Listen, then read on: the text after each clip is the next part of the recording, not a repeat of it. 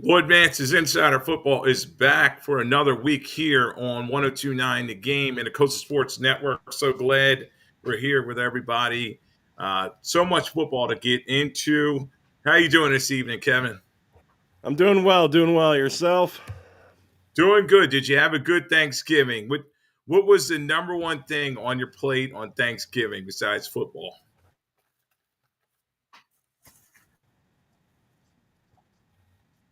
Oh, it's one of those things. Everyone has a relative that makes a dish. It's like they have to make it. It's like, no, really, you can't come over if you don't make it. This is your admission ticket to get stuffing my wife makes, and you're bringing that. You're making that to bring with us, and leave some leftovers at home. We're not taking all of it. Yeah, and my dad made some great stuffing. That's the favorite of my family. And you got to put the gravy on it and get some potatoes on. We ate way too much, and uh, but it was good. It was good. Even the football is crazy, Kevin, because we were a little worried about some of these games going in on Thursday. We'll start there. Um, Dallas Cowboys. I was surprised. Maybe they're not done yet. All right, they're now 5-7. They win against the Giants 27-20. Cooper Rush did the job he needed to do, and everybody was happy. Do the Cowboys really have a chance?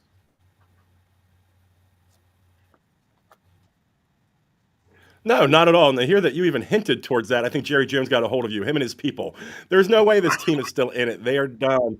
Put a fork in them. They played a really bad Giants team. Leave it at that. Yeah, they got the W. Micah Parsons did look good. He had a couple sacks in the game. And I do agree with you, Dallas Cowboys. We forked them earlier, Nate and I, in the season. I don't think they're going to come back. Yeah, okay, 5-7.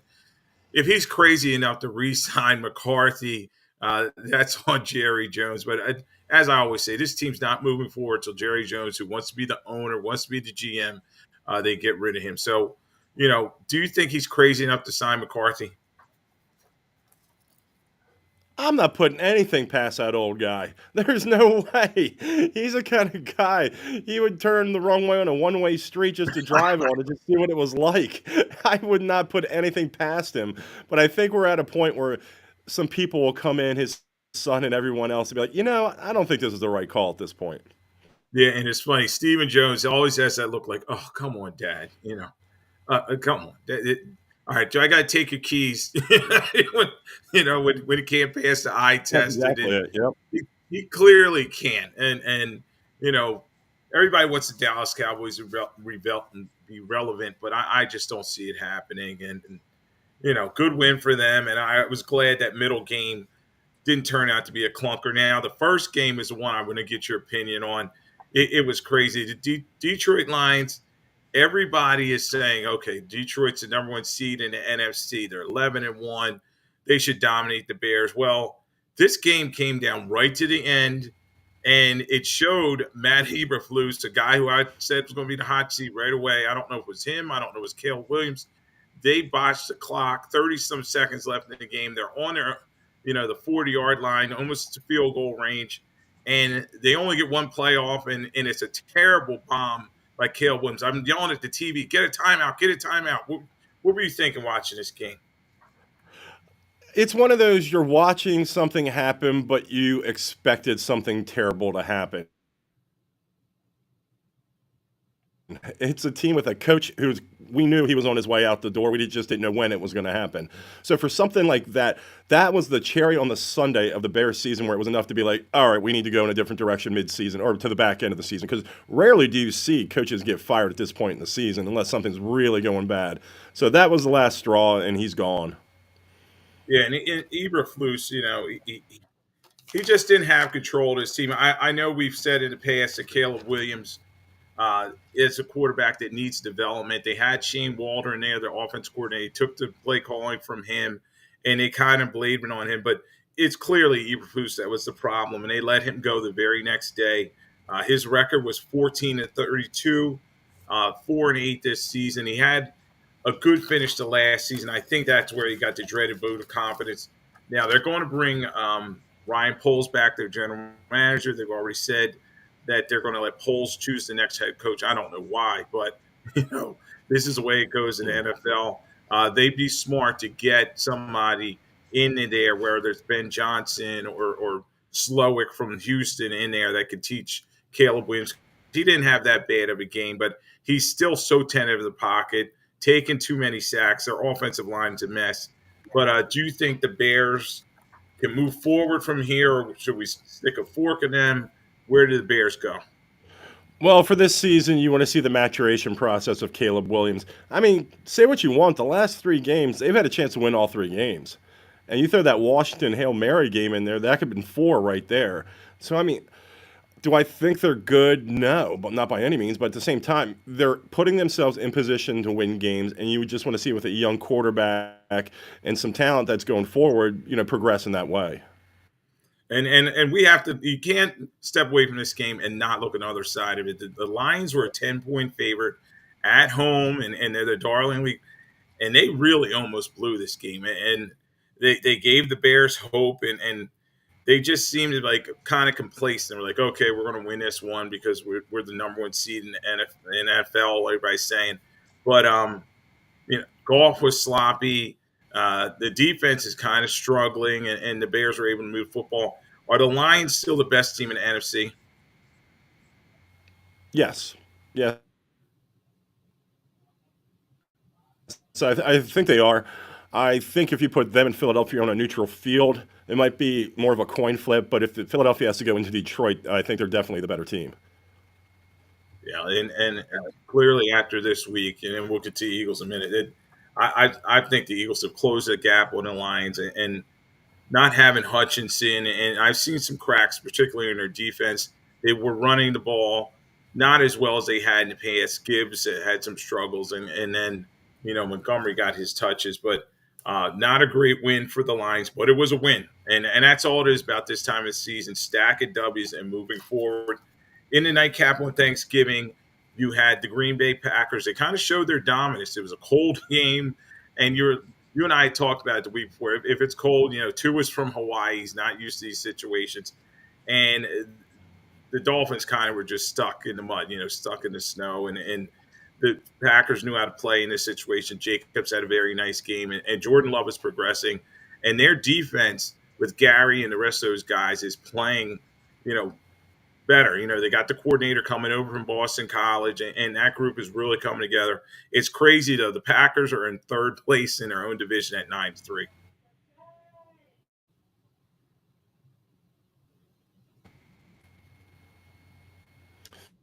Yeah, it's one of the. Also, you got to think about the fact is we said that first of all, this was going to be a litmus test game for Miami. It's like, all right, they won 3 in a row. It's like, are they going to be able to put themselves back in the mix?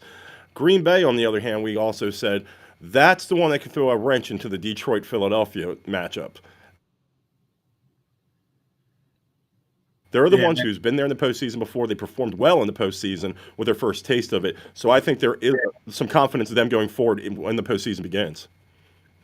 yeah, and it's going to be interesting because you have Minnesota is 10-2, but they're another one. They had a lot of cracks in their armor, and I easily think the Packers could maybe catch them, and it's going to be fun down the stretch in the NFC North, which looks like the best division in football. So we're recapping Week 13 around the National Football League here. Lloyd Vance is Insider Football on 102.9 The Game, the Coastal Sports Network. I'm here with Kevin Midgette. We went through the 3 Thanksgiving games, and in all situations, all the favorites in those games won. And the crazy thing is, I'm looking at the spreads.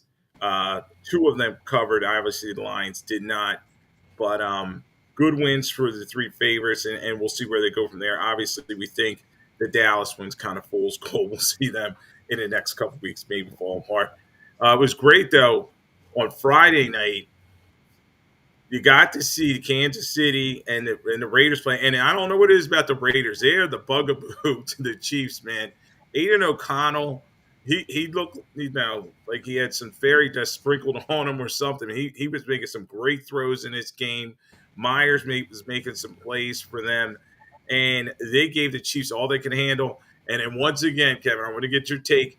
Did the referees help the Chiefs as they keep stacking these W's. Yeah, the Chiefs are 11-1, but I'm really starting to rethink of my pick of them as the AFC Championship.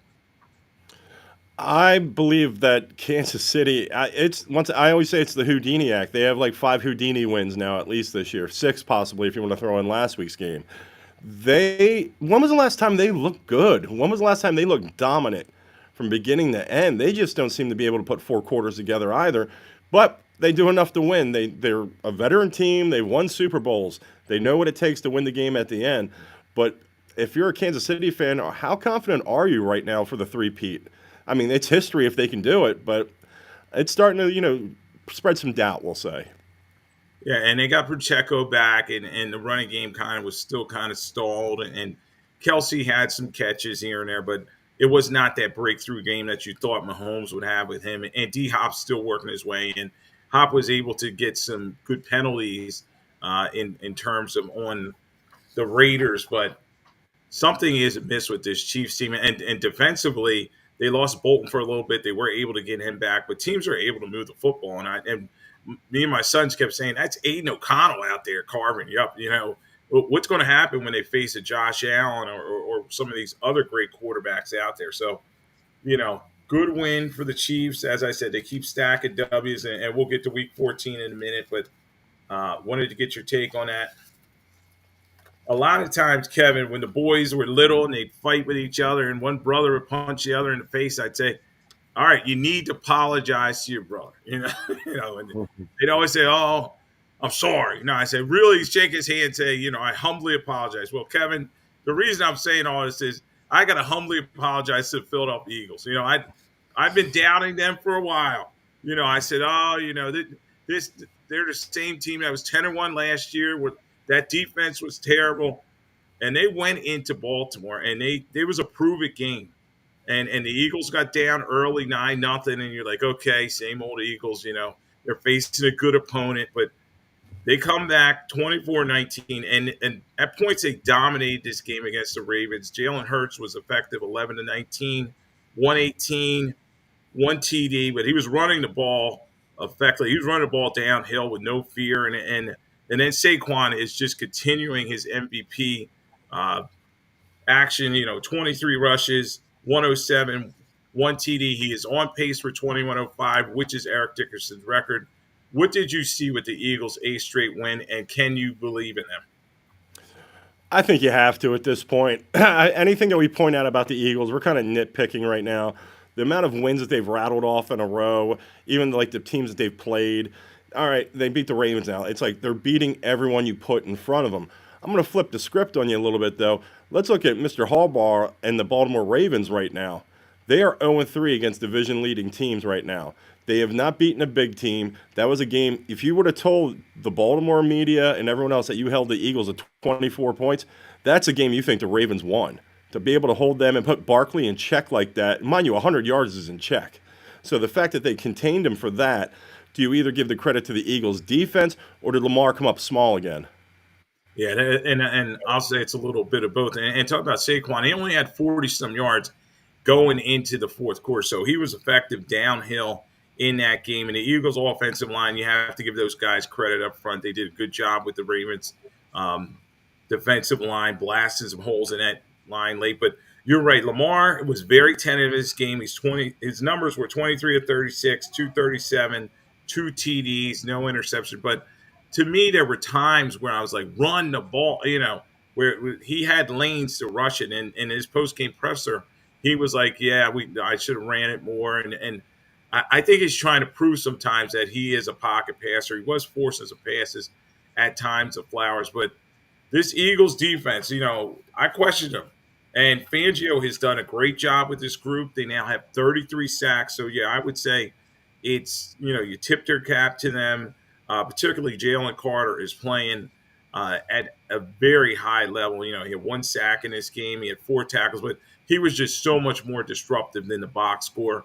And then you have to talk about, Zach Bond. What a pickup on a 1-year contract. You bring this guy in. He has 13 tackles in this game. He also had half a sack. They're getting production out of Nolan Smith now. And that tackle, I was talking to one of my emailers about it. And, he loves the Eagles, big Eagles fan. He was talking about Cooper DeJean's tackle of Derrick Henry. Did you see that one where he just snatched the legs? It was a form tackle, and it just showed you that these young birds are ready to play. Because I was looking at their roster, they're the youngest team in the National Football League, and particularly on defense, and they're only going to get better. Yeah, that one shocked me. I didn't think the defense was going to have anything to offer like they're putting out there right now. That's for sure. And you want to couple on the fact also, Huff's missed time. Brandon Graham's out now as well, and the fact that they're still bringing it. The young guys, though, that's what is really sticking out. Is with Mitchell and DeJean. They're ready to play. They're not scared of the big moment whatsoever. You tell a rookie to go out there, go tackle Derrick Henry and blow him up. How many guys are going to be able to sit out there and do it with confidence? He went out there and he did it. So, I mean, these guys aren't backing down, that's for sure, and they're just going to get better. Yeah, and Saquon is their engine, too, because he runs for 107. He had 63 yards in the fourth quarter.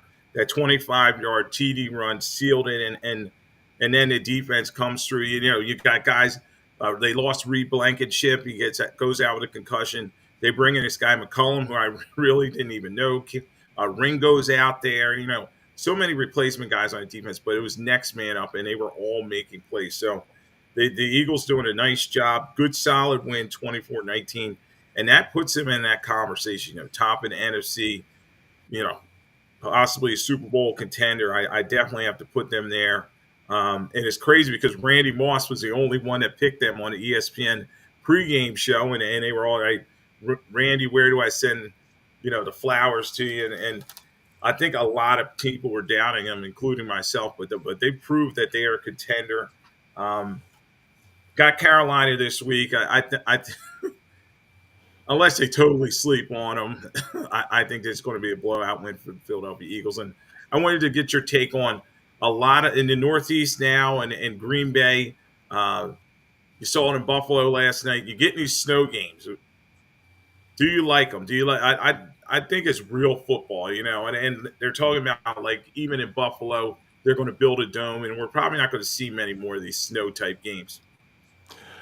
Everybody loves the football games with the snow. Everybody does. But you know what people really like watching them? At home or out in the bar or something like that. I was young. I spent my time in my teens and my 20s and even my early 30s being at these cold games, the weather games. Let the young guys have it. They can have it now. I did my time. But, yeah, to watch it on TV, watch a downpour of snow come down, yeah, man, it's great to watch. That's football right there. And you see some of the weirdest stuff you'll never see in a regular game. So, yeah, you got to have the snow games.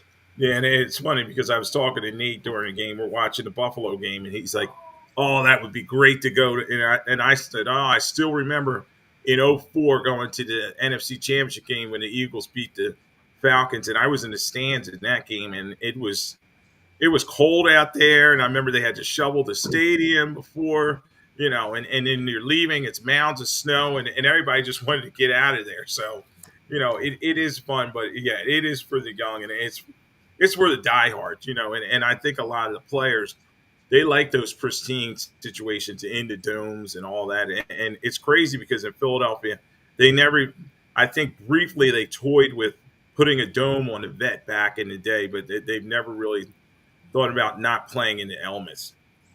Yeah, I was actually at that game too. They beat the Falcons. I remember it. That was so cold. Was it Chad Lewis caught 2 touchdowns in that game? We're sitting there, we're freezing. We didn't even stand up basically at all except to cheer and sing the fight song in the second half. But you had to stay for the trophy presentation as well. So you wait for Terry Bradshaw and everyone to get their little dais set up. I remember, like, I could barely feel my thighs to walk. I had to use the railing to get out of that stadium. So yeah, we spent our time, Lloyd. Let some of the young people do this now. Yeah. And Nate was like, "Oh, I should have went to Buffalo. They were paying people $20 an hour to shovel the snow." I'm like, "Yeah, you can have that." Then next thing you know, you're talking about my back going. We're here on Lloyd Vance's Insider Football on 102.9 The Game, Coast Sports Network. I'm here with Kevin Midgette. We are recapping Week 13, hitting and also the big news notes around the league. I want to get your take. We talked about the Dallas Giants game earlier. Daniel Jones found a home, former quarterback from the Giants, and he goes to Minnesota. Now, I thought that was interesting. Sam Darnold's he's got good numbers, but he's inconsistent. Is it possible that Daniel Jones could possibly play for the Vikings this season? Only if Sam Darnold gets hurt. That's the only way he gets in there. And to be honest, I mean, if you're Minnesota, you've put a really good record together this year. If Sam Darnold did get hurt, do you just want to be like, all right, that's it for us this year? No, you want to be able to give your team an opportunity to move forward still. And I thought he would have been a good backup quarterback for a lot of teams that are contending for Super Bowl aspirations. So for Minnesota, I think that was a good signing right there. Yeah, and you never know because Darnold has been banged up in his career, and Nick Mullins is not going to do the job. So yeah, why not bring Jones out there if it's possible that they have to have somebody come in and pitch? And we saw that in the past right here in Philadelphia, 2017. Nick Foles had to step in, and they had that magical ride. So we'll see. And yeah, it was good to see Daniel Jones land somewhere. I'm not sure he's a starter in the league. I think he could be a capable backup. Speaking of quarterbacks, I think are almost done. And happy birthday to him. Today is Aaron Rodgers' 41st birthday. But I wanted to run this quote by you and see what you think of him. He said after the game, after their loss, another bad loss for a team that's now 3-9. They lost to the Seahawks. We'll go over the game itself later. Um, he says there are 11 guys on the field. Sometimes it's not my fault. Typical Aaron Rodgers, and at this point, I think Green Bay was right when they were like, we're stepping away from him. We need to move in a new direction. I think the Jets are going to, and if he's smart, he should retire. So what do you think of Aaron Rodgers in that quote? Aaron Rodgers is a smug, snotty brat. He always has been. He's at the point now he doesn't have the physical attributes to back up, though, the smugness. He hasn't thrown for over 300 yards now, I believe, in over 3 years. He just can't get it done. He's washed. And he's throwing everyone else under the bus. I can't remember the last time somebody tarnished their Hall of Fame resume as much as this guy did. He's going to get in. There's no doubt about it. But the way he's leaving the game right now, literally no one is saying, please come back for one more year. It's more like good riddance and get out. Yeah, and it's always someone else's fault. And when you're supposed to be a leader, you don't do that. It's like, all right, you see the best quarterbacks, they always taking on. I remember Peyton Manning. So many people talk about his downfalls when he was with the Colts and they couldn't get over the hump. He always was like, it's me first, and then kind of protecting his guys. But Aaron Rodgers, he doesn't know about that. It's all me, me, me. And at 41, as you said, there's just not a lot left. He's playing a blame game. There's no one left really. So he got all his cronies, and it did not work out. Now, one of the interesting things was he was moving well for a guy who came off Achilles, but I just don't see any coach saying, you know what, I'm going to hitch my wagon to a 41-year-old quarterback, particularly, the teams that need quarterbacks, whether it's a Tennessee, whether it's, the Raiders. I just don't see them going with him. They'd probably rather go with one of the rookies that are coming up. So interesting times here in Lloyd Vance Insider Football. Wanted to get your take on, for years, you and I, we were fans of Buddy Ryan's defense and Bounty Gate. And then they take guys out, the body bag game and all that. But there was the Texans linebacker, Aziz Al-Shir. What in the world was that? Anyone could clearly see that Trevor Lawrence was going down. He was taking a slide, and he said it was unintentional. He couldn't stop him. He went for his head, knocked him out of the game, and then there was a WWE/melee, and then he's fighting with the fans on the way out. What did you think of this hit? And I know they're trying to get these crunch hits out of the game, but is there a place for hard-hitting football anymore? What do you think about all that? I think there's a place for it, but that wasn't the place. I mean, Trevor Lawrence, who I'm not a big fan of to begin with, but he gave himself up. He was sliding feet first. The play was done. This guy launches himself. It was heinous, man. I think definitely minimum 2-game suspension. If you really wanted to send a message, suspend him the rest of the year. Get him off the field because the way the game's locked up right now, the way they try to protect everyone with concussions, you can't have that on the field anymore. Not anything like that.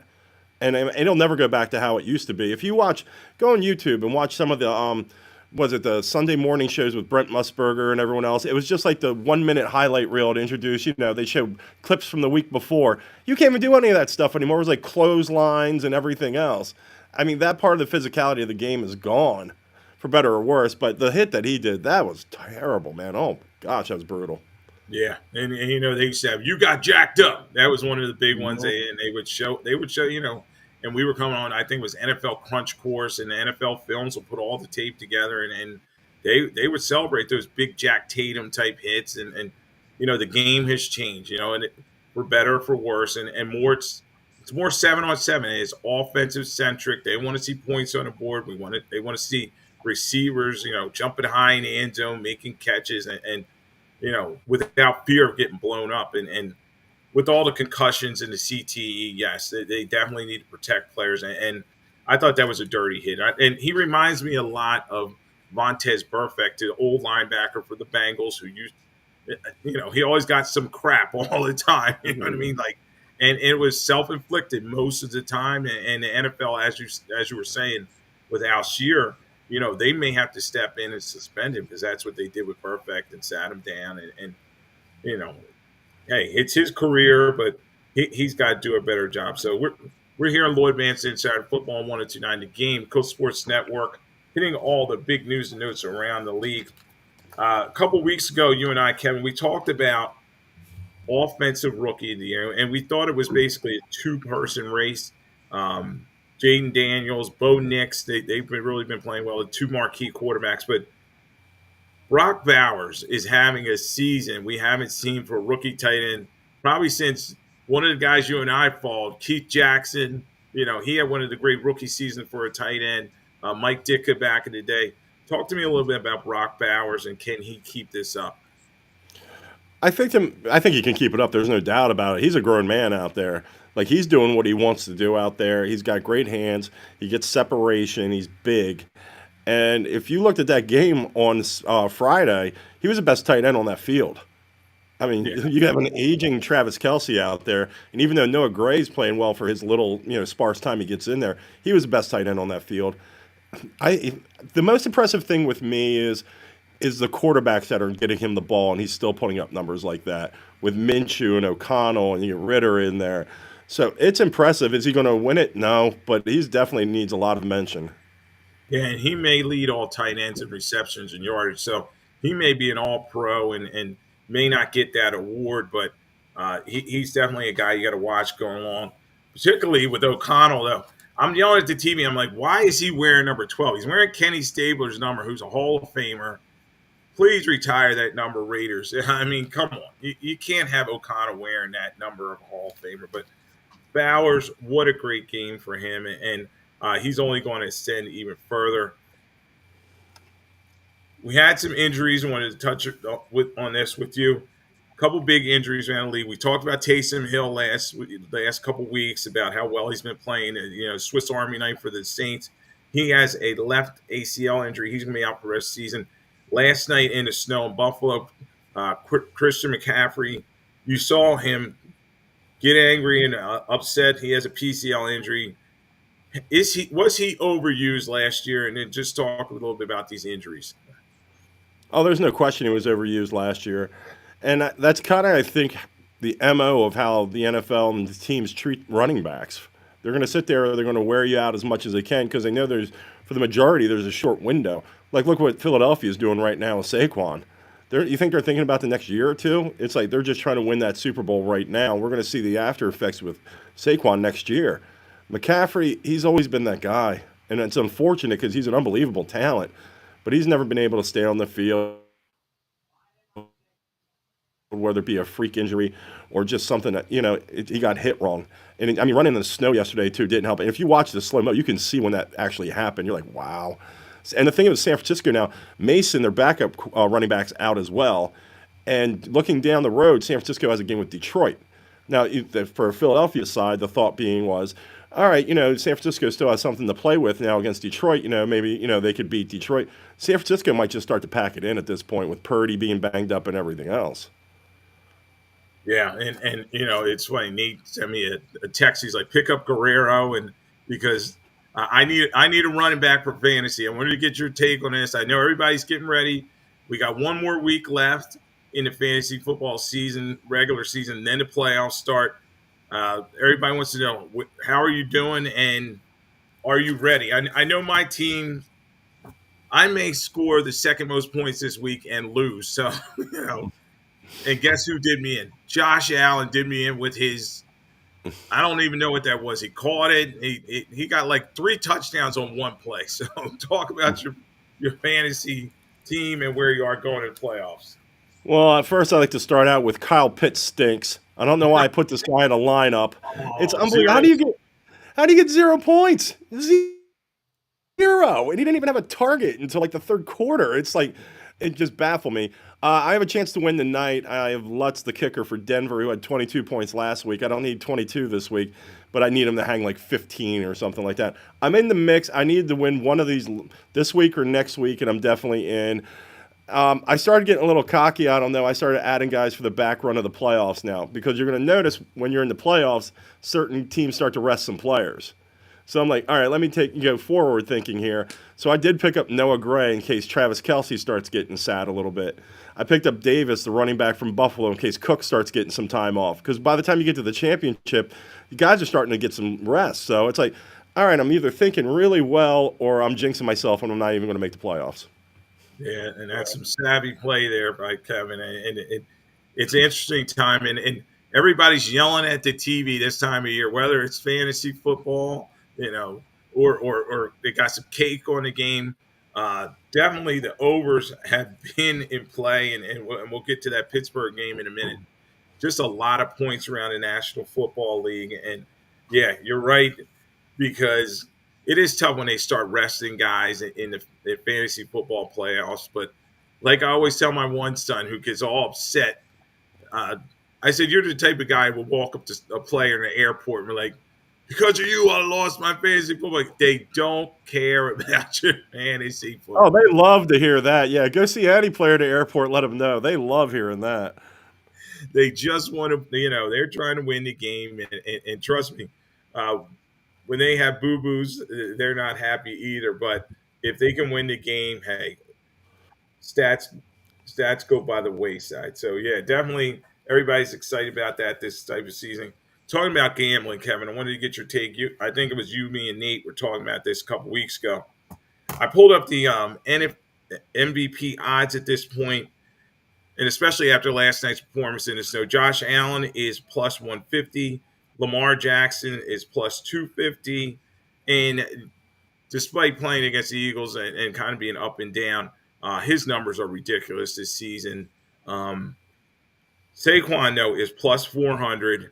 And then you have Jared Goff at plus 600. So can Saquon do it? Because, in my opinion, out of all those guys, he's moving quickly up the board. I do think, though, it's Josh Allen's award. But where do you see this MVP race falling out?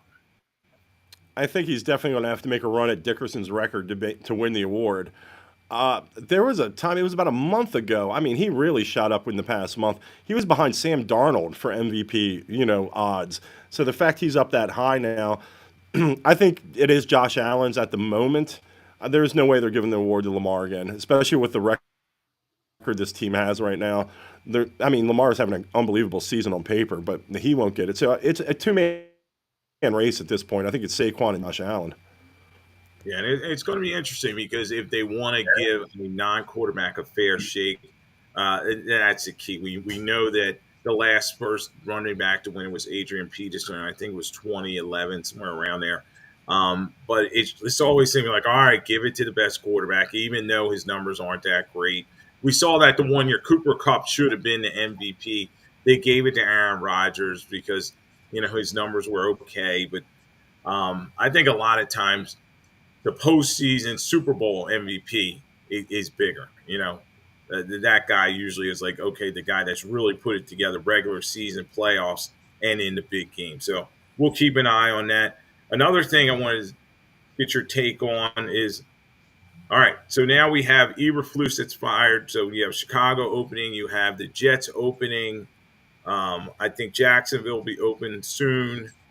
I might have missed another team, but Are there any candidates that are out there that you think could be good head coaches? And I have some of the names here if in the odds if you need some criteria.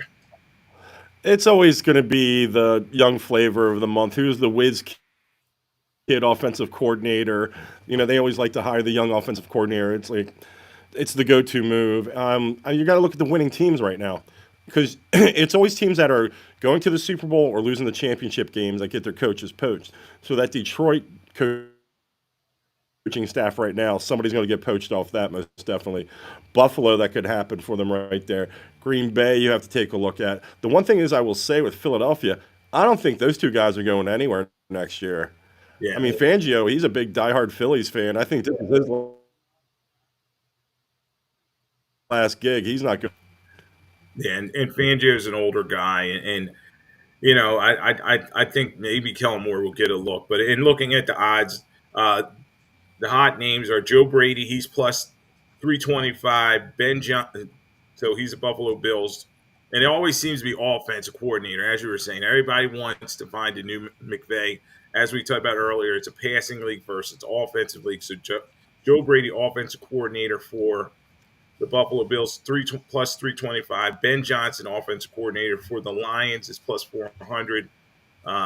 Interesting. Thomas Brown, who's now taken over the play calling for the Bears, he's plus 600. But I'm like, okay, he's very new. Yeah, Kale's played a little bit better, but I'm not seeing that one. Aaron Glenn, the defensive coordinator for the Lions, he's plus 700. He's done an okay job. I think he's done a good job with the players that he's had there, but I don't think he's any Bud Carson in terms of X and O's and hitting this and that. His team has had some leaky moments, so I'd say okay, put him on a list. Liam Cohen, who you're talking about with the Bucks, the offensive coordinator, he seems to be that new mind that's out there. He's a McVay disciple. He's on his staff, so people are looking at him. And then Kellen Moore plus 900 for the Eagles. Everybody's talking about all the stuff he did. And one of my loyal Eagles guys is like, please don't take him. Please don't.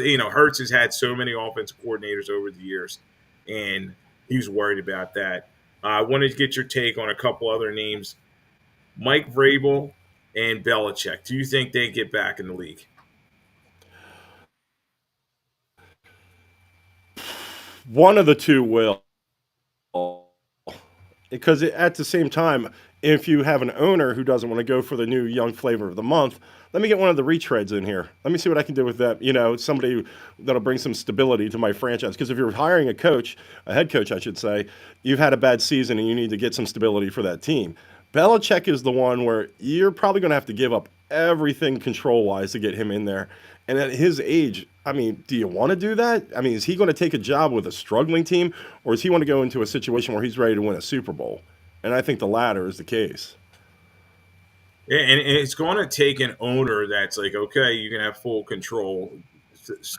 Specifically, if you're going with Belichick, he wants to be in charge of personnel. He wants to call the defense, and he's going to bring in his crony guys in there. All the former guys that used to work for him, Josh McDaniels and all those types. So uh, it'll be interesting to see if he gets a job. Now, Vrabel is on the Cleveland Browns staff, so that's something to watch. Is he going to go in there and pull like Rich Kotite did back in the day with Buddy Ryan? You remember he's on his staff, and the next thing you know, he's stabbing him back, taking his job. So that's always Mm-hmm. interesting.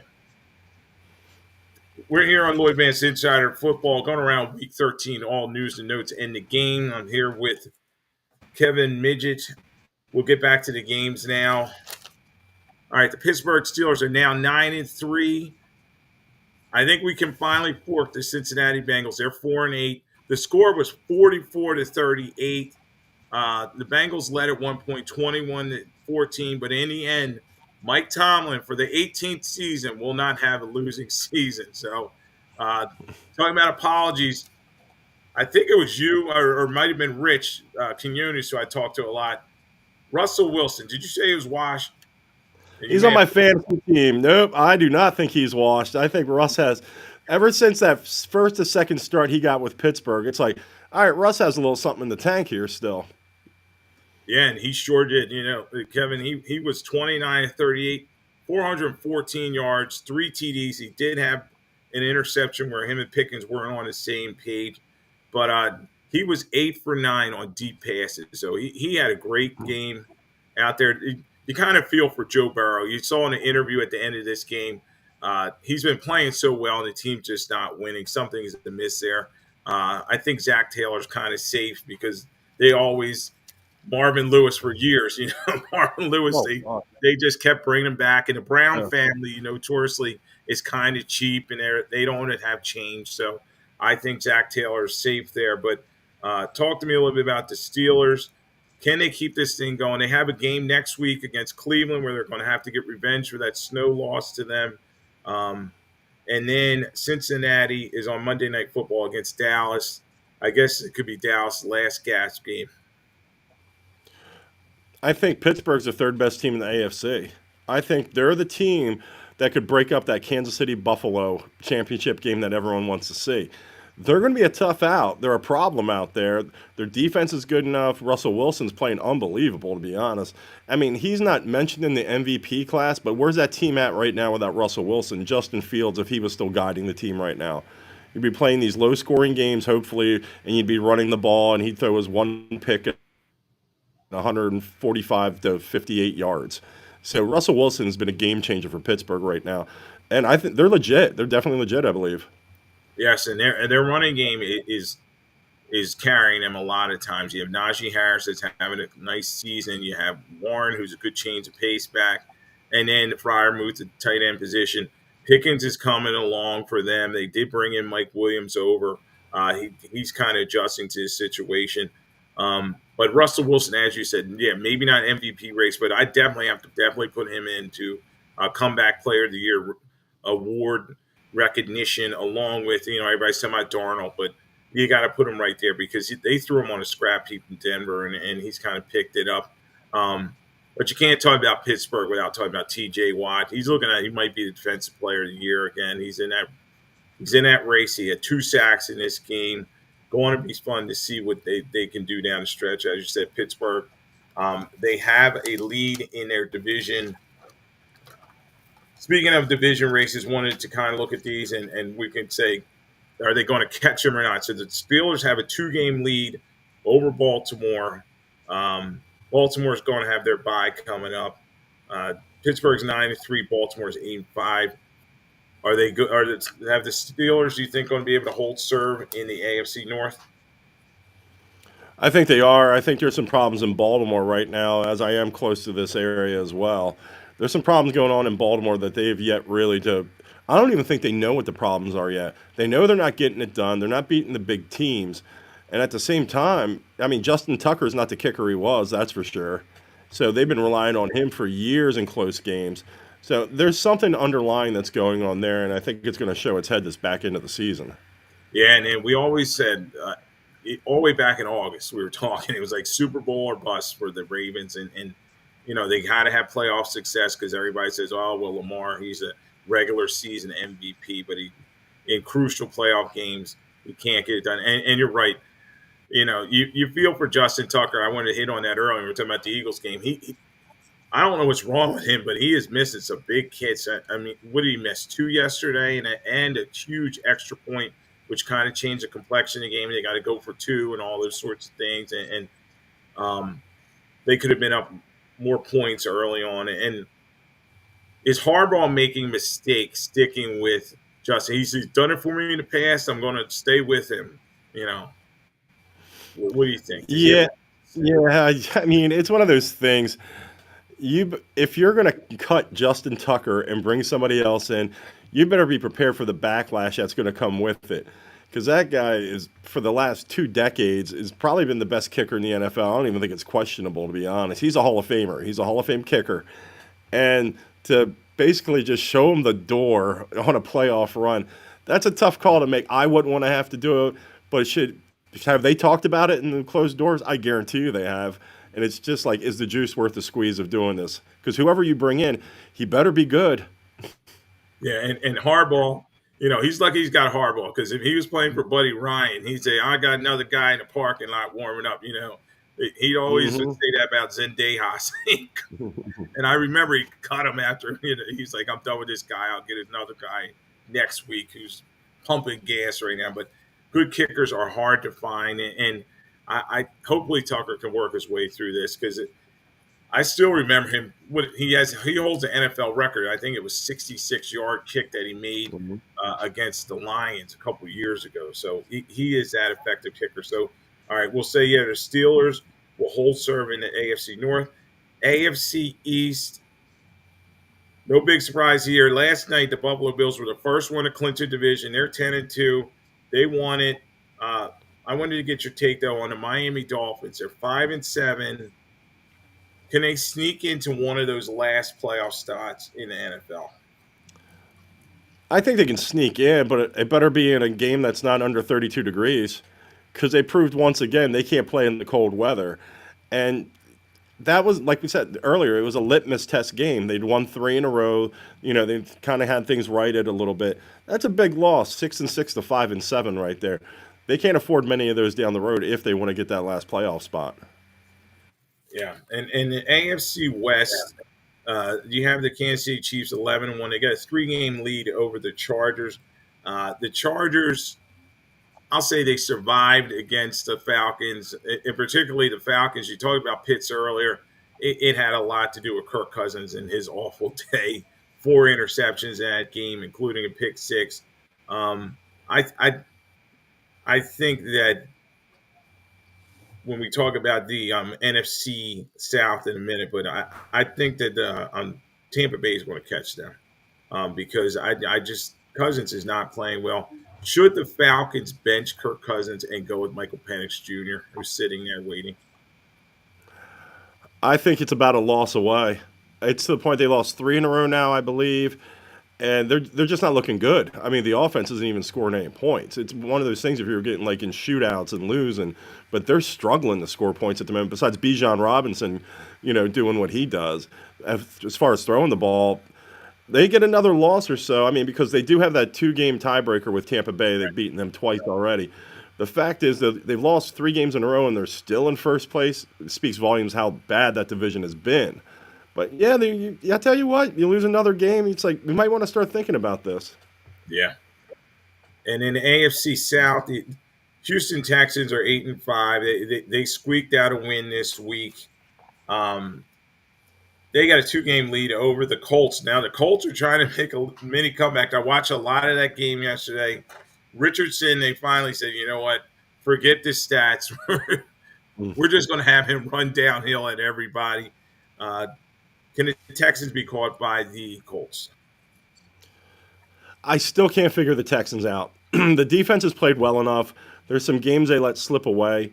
I just don't understand. I know Stephon Diggs is out, and Nico Collins is back. Tank Dell's there. Even Schultz at tight end. Joe Mixon's had an unbelievable season for the Texans this year.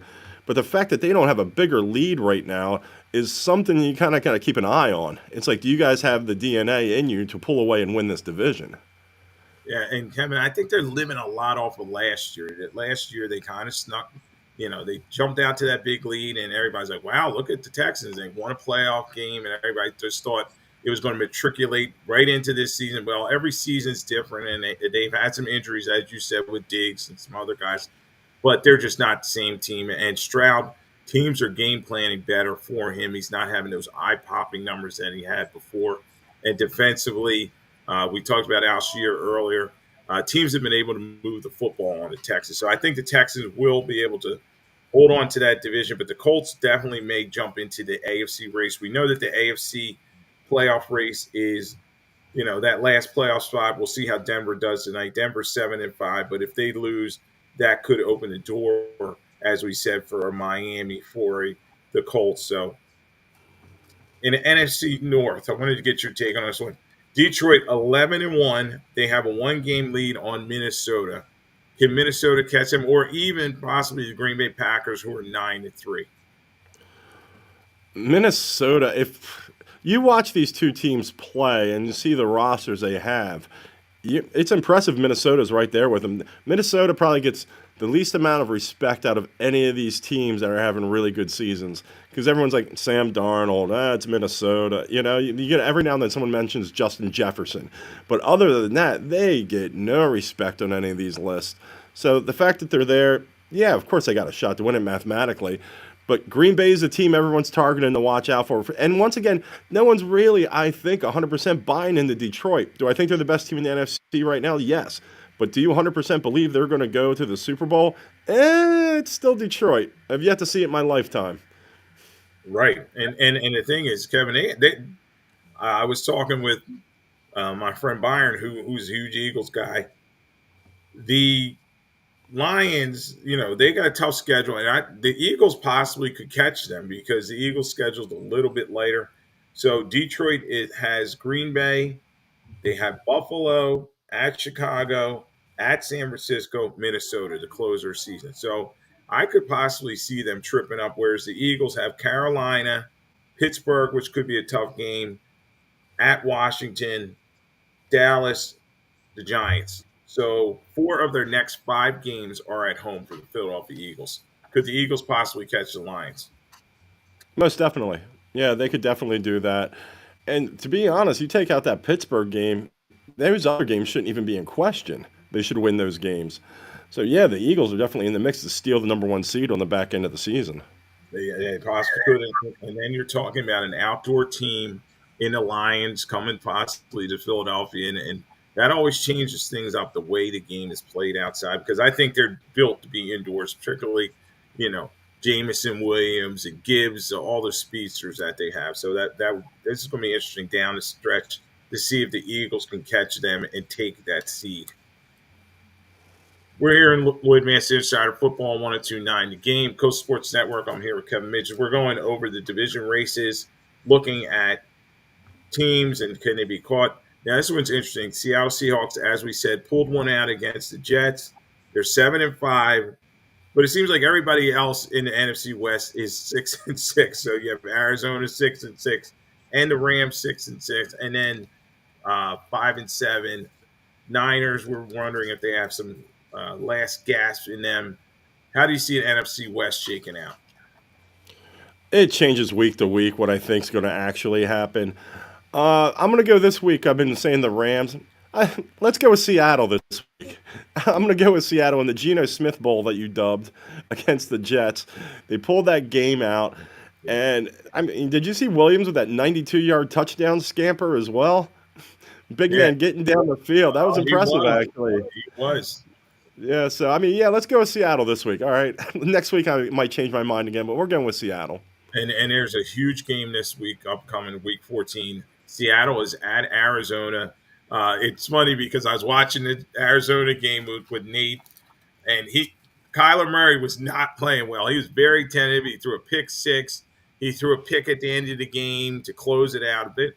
Both throws where you're like, what the bleep are you doing? You know, and Harrison has not developed the way that they thought he would. And you know, the Cardinals, they are very inconsistent up and down team. So that's a big game coming up. Seattle's there. Seattle could kind of break things open if they can beat them there. We'll preview all the games in a few minutes. But Seattle's at Arizona. They have Green Bay, Minnesota, at Chicago, at the Rams to close the season. So, like we were saying, a lot of divisional games, and these divisional games are going to decide this thing. I just don't think the Niners can jump back in it at 5-7, and they're very beat up. I don't even know if Christian McCaffrey's going to be able to come back. Just Trent Williams is dealing with some off the field stuff, so a lot going on with this team. They have a big game. I know it's Chicago coming up, but they got to win that game if they want to stay in the playoff hunt. Then the Rams.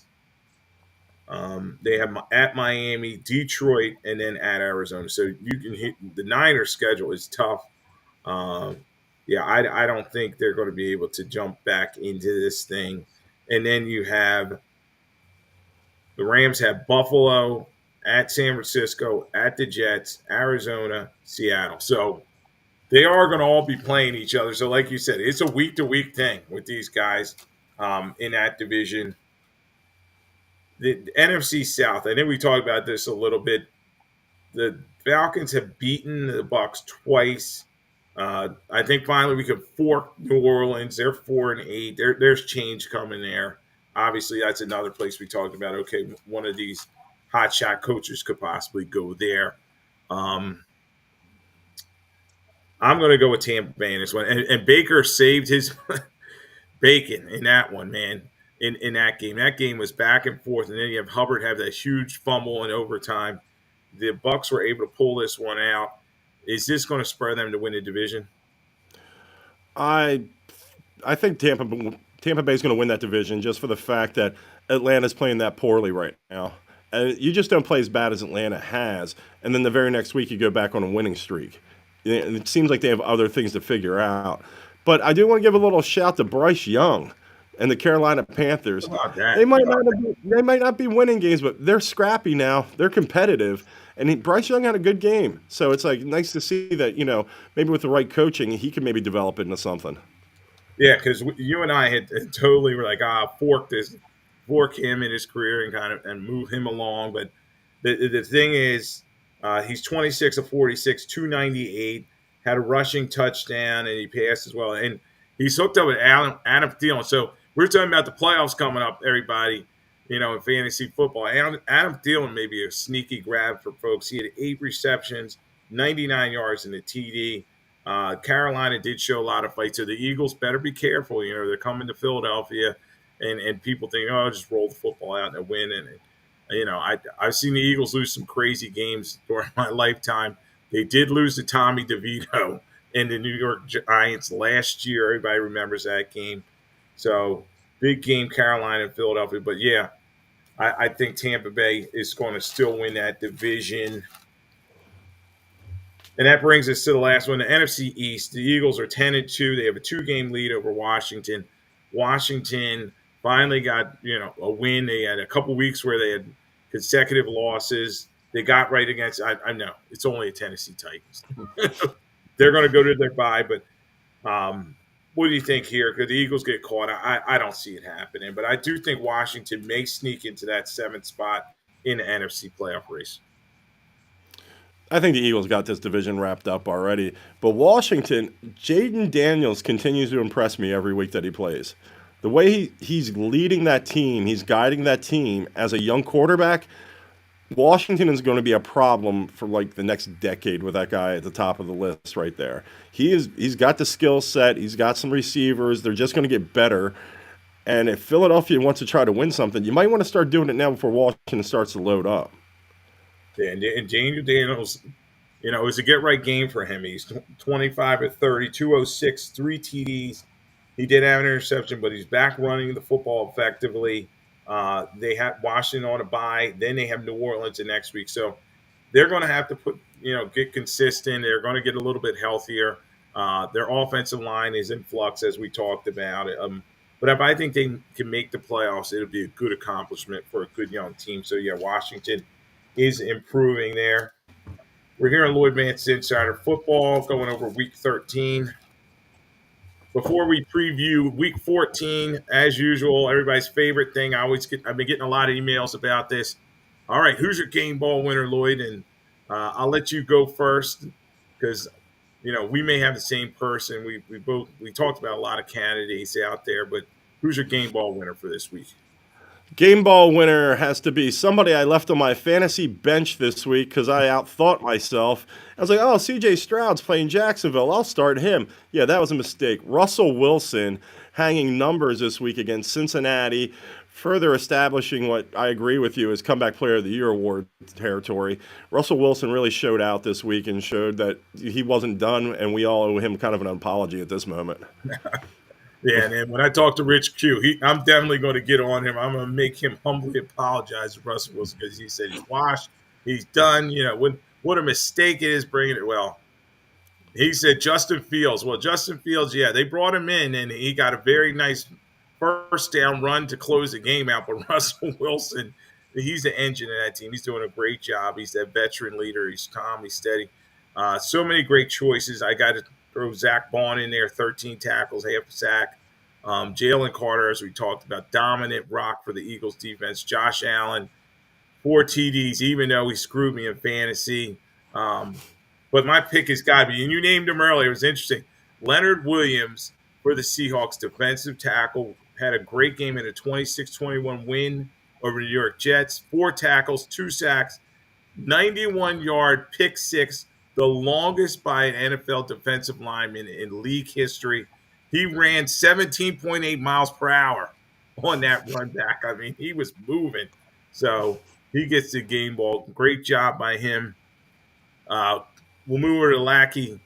I think everybody knows who Malachi is. He got fired. Matt Eberflus, we're all yelling at the TV. There's 30 seconds left.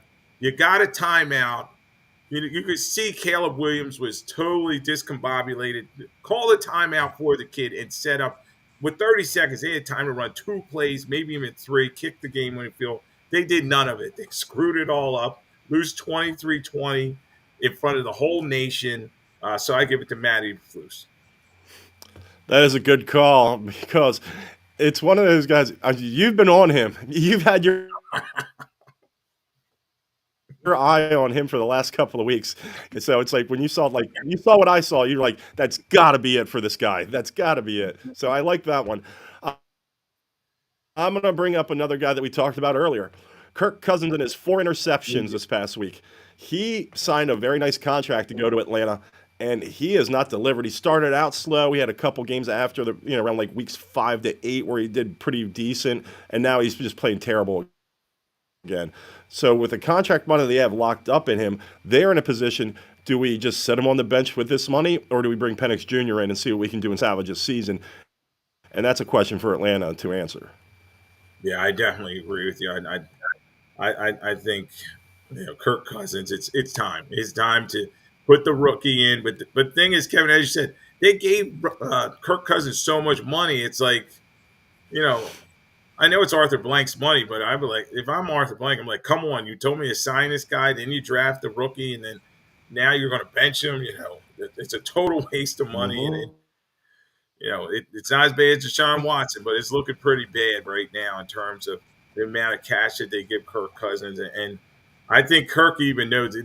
He kind of looked kind of contrite at the end of this when he's looking like the kid's over his shoulder. So that's going to be fun to watch in Atlanta, especially if they don't make the playoffs and they have that collapse that we're kind of hitting at. So, yeah, both very good lackeys. And this time of year, the magnifying glass on everybody. And I'll throw Aaron Rodgers in there. He can be my lackey. It's time to get the golf clubs out and do something else. So. Great game balls and lackey picks there by Kevin and myself.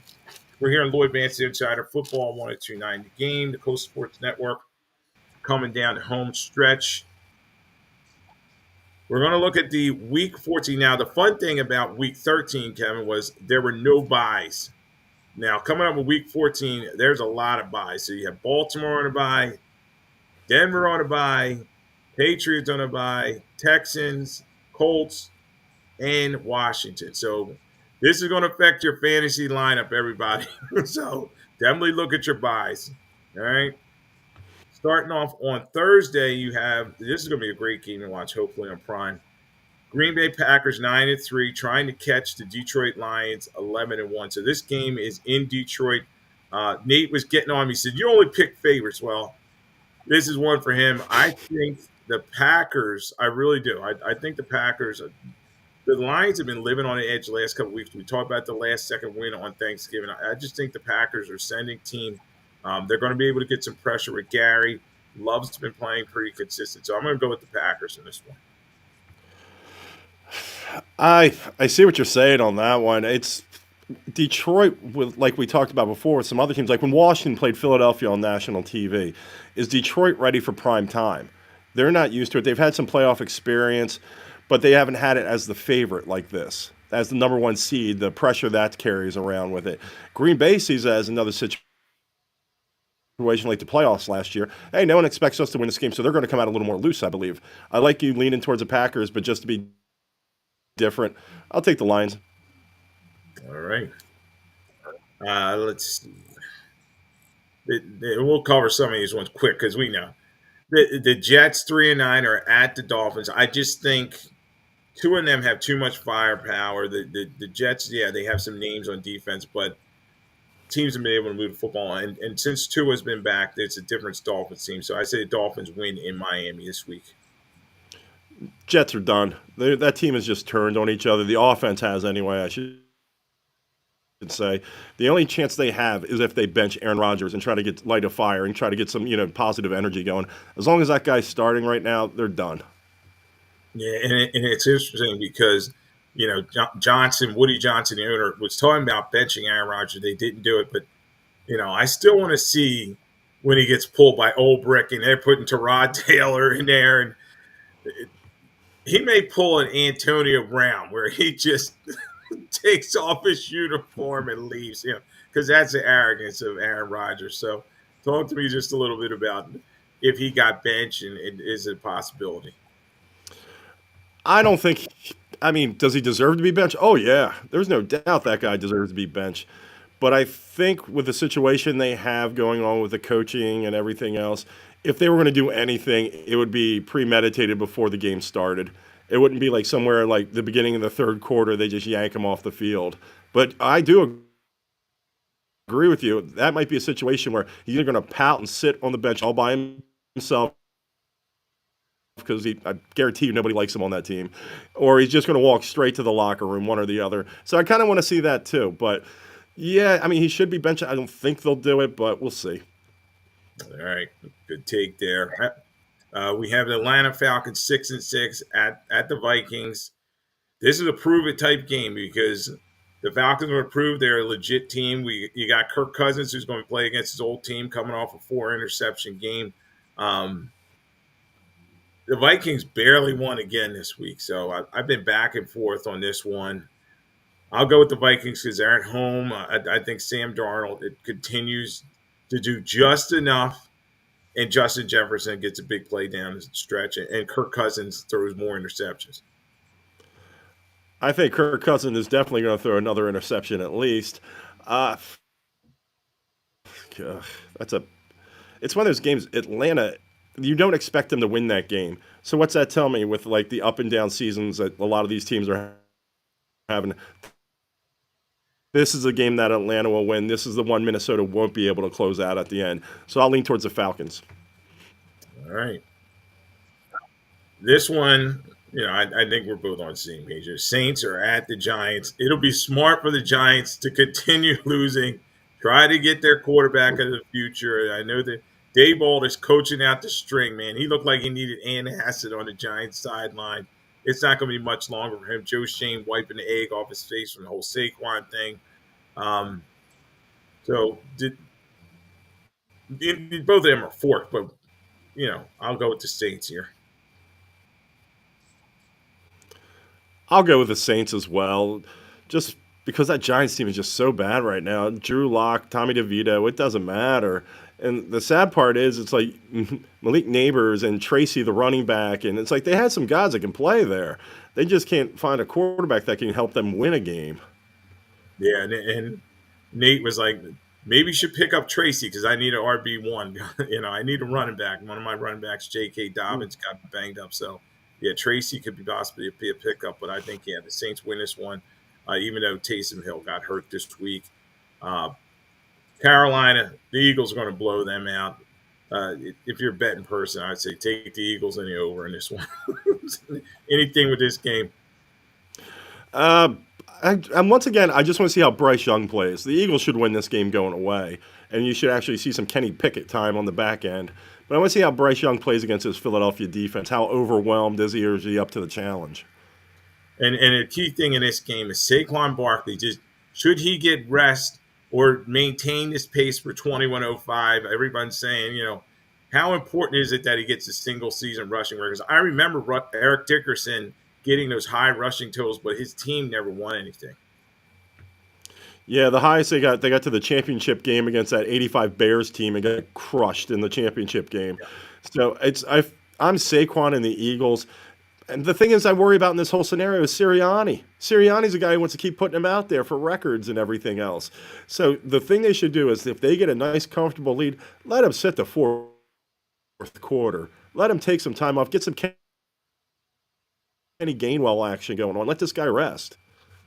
Yeah, they definitely have to consider that because the running back position is one of the most taxing in the league. You got to pick up the blitz, you're catching passes, inside runs, outside. There's just a lot to the position, and their line's done a great job, but he's not always going to get clean.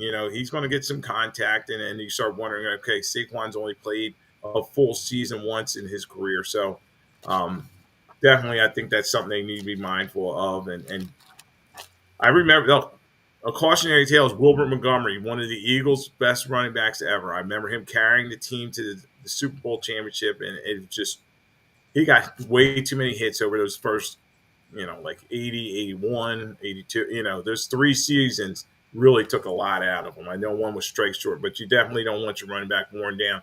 Christian McCaffrey, who we just talked about earlier, has he gotten too many touches? So good quest for the rushing title and the record and all that, but winning games should be first and foremost in the Eagles' mind.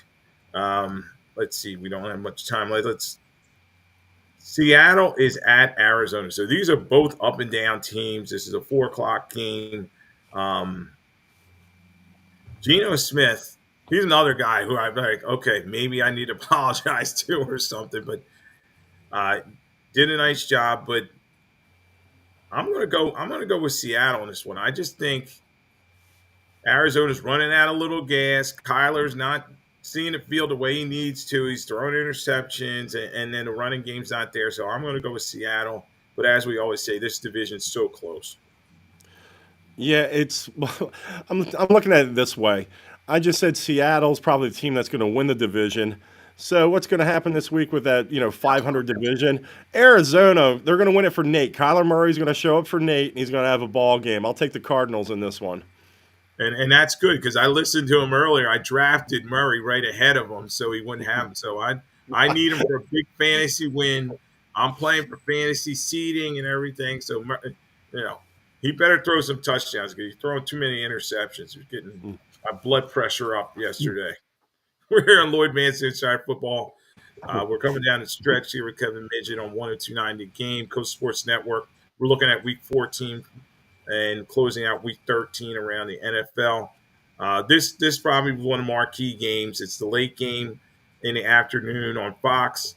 You have the Buffalo Bills 10-2. They go from snowy Buffalo, and now they're going across country to play the Rams. The Rams are a scrappy team. They're 6-6, as you said, inconsistent. Stafford getting the ball out of hands, but I'm going to go with the Bills this one. They got Matt Milano back. But they have to be careful going across the country. And this is a dangerous team, particularly Puka Nacua. They got to cover him. Kyron Williams playing pretty well for the Rams, too. So I'll go with the Bills in a close game. We'll see how the kicker's doing this one. I think this is going to be a high scoring game, to be honest. I don't think the Rams can slow down Buffalo enough for them not to put up at least 24 to maybe 28 points right there, maybe 31. But the thing is, the Rams have the offense to keep up with them. So I think that's going to be a good watch. If you're going to take a game to sit there and watch, it's not one of your favorite teams. I would sit there and that's a game I'd want to look at. Definitely. Chargers are at the Chiefs. This is a big game on Sunday Night Football. This is for the AFC West control. I think if Kansas City wins this, they will win out the division, and then they can move on. But Kansas City, very inconsistent. Some would say the refs have helped them a lot. But the thing is, I saw with the Chargers, and, not to beat on fantasy, I picked up Gus Edwards, for the Chargers because I lost J.K. Gus Edwards was not doing much for them. Very pedestrian game for the Chargers in that win. I just don't see a lot of pop at the scene, particularly other than Ladd McConkey. They don't have much in terms of their receivers. So I'm going to go with this Chiefs, probably in another ugly win. You're still going to wonder, okay, when are Mahomes, Kelsey, and the rest of that group going to get right? I think Jim Harbaugh has done his better job than I thought he was going to do with the talent that he has there. I think he's definitely hasn't playing hard. I just don't think they have the talent. They don't have the skill set players to sit there and compete with Kansas City, even though Kansas City is playing like a team that's just waiting to flip the switch when the playoffs start. So that being said, I'd like the Chiefs to win this game, But Kansas City, the Chargers, I should say, they're a plucky team though. Harbaugh's going to have them ready to play. They just can't keep up, I think. Yeah, and the thing is with the Chargers, the best thing they're doing is not turning the football over. They only have 6 turnovers, in the lowest since 1933 after this many games. So they're protecting the football. Herbert, all he's ever wanted was to win these close games, and that's what they're doing. They're 8-4. I think they're a nice story. They've actually arrived a little early. But I think this is too big of a spot for them. I think that the Chiefs have that championship pedigree. I think they'll find a way to win. But Mahomes is definitely he's turned the football over as well. He's got his not forced passes to Hopkins, and he needs some other guys to step up for him. Particularly, I think their running game's not what it used to be. So we'll check those games out in Week 14. Another great week here on Lloyd Vance Insider Football. Great job, Kevin. Thanks for joining me. Angel, great job behind the glass. I hope everybody had a great Thanksgiving. We'll keep moving towards the holidays, and hopefully we'll see some good football. So thanks for joining us. We'll talk to you next week.